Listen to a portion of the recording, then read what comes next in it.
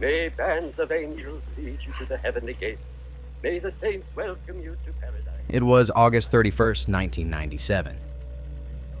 More than 10 million people were watching a Robin Williams movie on the BBC. Until suddenly, the broadcast is interrupted. We've interrupted our programs for a news report. We interrupt this film to tell you we are getting reports that Diana, Princess of Wales, has been badly injured in a car crash in France. Diana died in a strange accident. What no one knew that night was that her death had already been predicted by herself. Her chilling prediction reads, "Someone, the name blacked out, is planning an accident in my car." The Diana case involves strange deaths, clearly manipulated blood tests, and attempts to censor key witnesses. Doubting the official story here isn't as crazy as you might think. 85% of the ordinary people of this country believe Diana was murdered with my son. This is not the story you were told. This is the story they didn't want you to know. To understand this alleged murder, we have to start at the beginning. And this story doesn't begin with violence. It begins like the greatest fairy tale of the 20th century. More than 750 million people watch the wedding live. Diana is 20 years old. Within months, she becomes a global figure, the most photographed woman on the planet.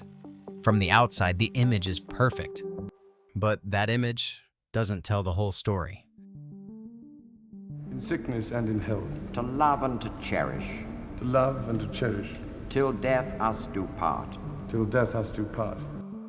From the very beginning, there is something Diana doesn't know. Something the prince and his family had been hiding from her since the day of her wedding. She was called Camilla Parker Bowles, a relationship that the royal family never approved of. And Prince Charles had never stopped loving her, not even on the day of his wedding.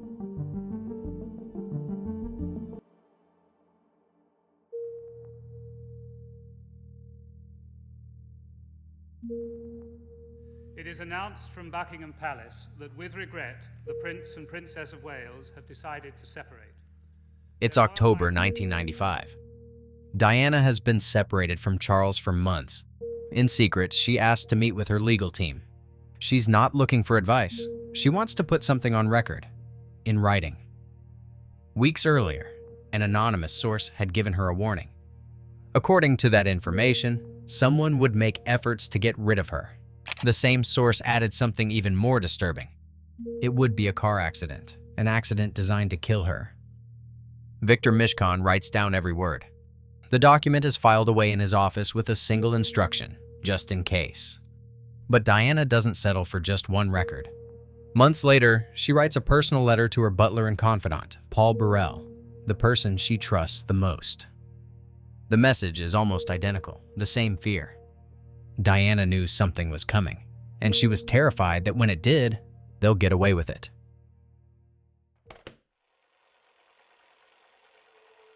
It was the summer of 1997. After her highly publicized divorce, Princess Diana is more famous than ever. But she is also more exposed, something she had always hated. She is staying at Kensington Palace in London, spending time with her children. Meanwhile, Prince Charles celebrates the birthday of his new partner, Camilla Parker Bowles, at Highgrove, the home they once shared. However, Diana's summer was just about to begin. She had just received a letter. It was an invitation. Mohammed Al Fayed, a billionaire Diana knows, invites her and her sons to spend a few days at his villa in Saint-Tropez, a place far from London, far from the pressure, far from the cameras. Diana accepts, and it is there that she meets Dodi Fayed, the son of that magnate. Diana smiles. For a time, she seems to find something close to peace. But what Diana didn't know was that the man who was making her smile and she herself would both be dead just 45 days later. Diana and Dodi make a stop in Paris before returning to London. Dodi has something planned for her. At around 4:35 p.m., security cameras at the Ritz Paris capture their arrival through the back entrance. They go straight up to the Imperial Suite. An hour later, Dodi leaves the hotel accompanied by his security. His driver is waiting. He heads to the Riposi jewelry store. There, he picks up a white gold ring with diamonds he had chosen days earlier in Monaco. That night, after dinner, they decide to leave and head to Dodi's apartment. 2 cars wait at the main entrance, acting as decoys to draw attention away from them. They will leave through the back door.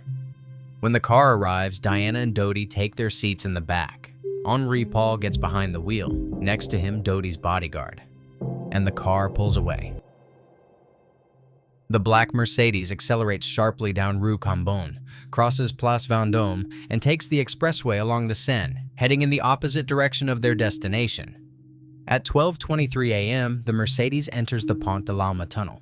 According to the official version, inside the tunnel, Henri Paul loses control of the vehicle. The car suddenly swerves to the left and crashes head-on into pillar number 13. The impact is devastating. Dodi Fayed dies instantly, as does the driver. In the back seat, Princess Diana is still alive, conscious but disoriented and struggling to breathe. The bodyguard, Trevor Rees-Jones, also survives. The first to arrive are not emergency services, but paparazzi, who begin taking photographs. 10 minutes later, the first ambulance arrives. Doctors find Diana still alive. Without fully knowing her condition, they administer Hypnoval and fentanyl, medications that can cause heart and respiratory complications. Once inside the ambulance, Diana goes into cardiac arrest. Doctors attempt to revive her, administer adrenaline, and manage to bring her back. From the moment of the crash to her arrival at the hospital, 1 hour and 40 minutes pass, something many people have questioned, considering the hospital was only about 4 kilometers from the tunnel. Diana had suffered massive internal bleeding, which she could not survive. At 4 a.m., she is pronounced dead. Good afternoon, I'm Greg Hurst. And I'm Dinah Williams in for Roz Abrams. French officials say that Diana's chauffeur got behind the wheel with far too much alcohol in his blood, as much as 3 times the legal limit in France. Police say Henri Paul was... According to the official version, the cause of the crash was clear. Henri Paul, the driver of the Mercedes, was drunk. But this is where the official story begins to fall apart. Those same tests revealed something far more unusual. A carboxyhemoglobin saturation level of 20.8%. Carboxyhemoglobin is a toxic compound produced when inhaling smoke. However, Henri Paul died instantly. He did not inhale smoke from the car. How is it possible that his blood showed such a high level, as if he had smoked more than 100 cigarettes in a row? A level that high causes severe headaches, blurred vision, violent nausea, and total loss of coordination. Henri Paul would not have been able to think clearly, or even walk straight, as seen in the footage. And that wouldn't be the only anomaly. In the investigations that followed, it emerged that this simple head of security at the Ritz Hotel had assets close to $300,000 spread across 13 different bank accounts, despite earning only about $20,000 a year. Additionally, among his belongings were direct contacts with agents from French intelligence and the British MI6. What was meant to be concluded as a routine car accident had just become far more complicated. On one hand, Dodi's billionaire father had hired a team of top private investigators to examine these inconsistencies. And on the other, a former MI6 agent was prepared to expose the entire case with first-hand information. Mohammed Al-Fayed, Dodi's father, is in his office when he receives a fax. He is not the only one. Several media outlets received the same document. In it, a man claims to have sensitive information. According to the message, MI6 had been monitoring Diana for years. And more than that, the crash would fit a pattern he recognized from internal British intelligence documents. The author of the message is identified as Richard Tomlinson, a former MI6 agent recently released from prison after leaking classified information. His claims spread rapidly. The French judge in charge, Hervé Stéphane, becomes aware of Tomlinson's testimony. Despite diplomatic pressure, he decides the man must be heard. When Richard Tomlinson arrives in France, he is intercepted at the airport by customs agents. His luggage is searched, his laptop is confiscated, and ultimately he is sent back to the country he came from. He is not allowed to enter French territory. Even so, Judge Stéphane decides to arrange a meeting outside the country. The meeting takes place at the French embassy in Geneva. There, Tomlinson is heard in private. During his testimony, he mentions the existence of an internal document he calls the Milosevic Plan. According to his account, the file described an intelligence operation to assassinate Serbian leader Slobodan Milosevic. The plan included several methods. One of them, Tomlinson claims, involved staging a car crash inside a tunnel, using a flash of light to disorient the driver, followed by the use of another vehicle to push or control the car's route as part of the same operation. The similarity to the Paris crash catches the judge's attention, given that several witnesses reported seeing a very bright light just before the crash, and because police had found traces of a white vehicle on the rear left side of Diana's Mercedes that had not yet been identified. But then, the case takes an unexpected turn. Richard Tomlinson is invited to appear on NBC's Today program in the United States. When he arrives at the airport, he is intercepted by U.S. agents. He is questioned and ultimately denied entry into the country. His travel plans change at the last minute. His scheduled flight does not depart until the following day, so he rearranges his return and abandons his original itinerary. The route he had initially booked included a return to Geneva on Swissair Flight 111 on September 2, 1998. That aircraft would later crash into the Atlantic Ocean, killing everyone on board. You've got the biggest car hunt of all time. Why couldn't you find it? Why didn't you just get off your asses quicker and get it? I just think it's a perfectly valid criticism. John McNamara, head of the private investigation team hired by Doty's father, is in a small village in southern France, Lignières. He believes he has found something crucial that the police either could not or would not obtain. A Fiat Uno, the same model from which paint traces and fragments of the left rear light were found on Diana's Mercedes. The owner is James Anderson, a paparazzi photographer. McNamara discovers that the vehicle had its left rear light replaced and had been repainted, and that it was sold barely a month after the crash.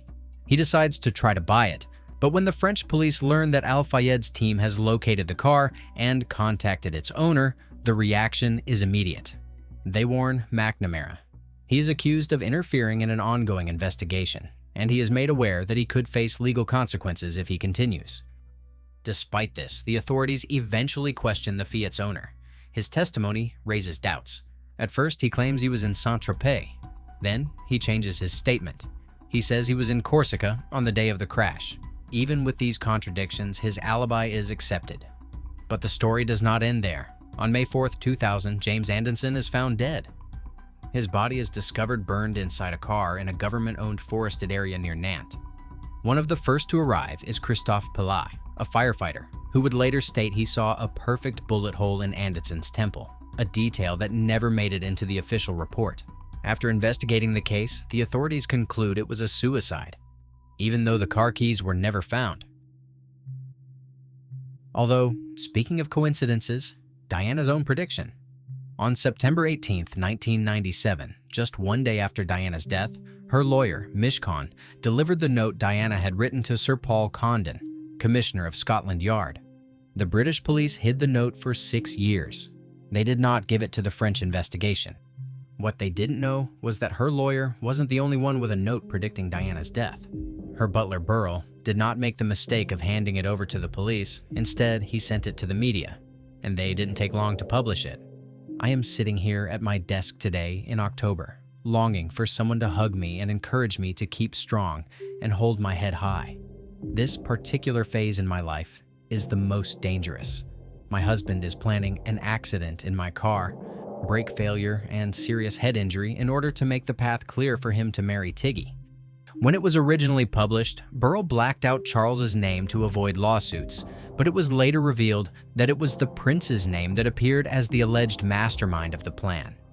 In Diana's case, it was never proven that anyone intentionally carried out what she had predicted inside the tunnel. But that raises an obvious question. Why not ask the only person who survived the crash what really happened? And of course, because why wouldn't it be, Trevor has suffered from amnesia since the accident and remembers absolutely nothing about that day. This is BBC One. We now return to this evening's film, Borsellino.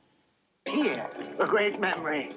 In business, as in love affairs, certain things should not be in writing, obviously.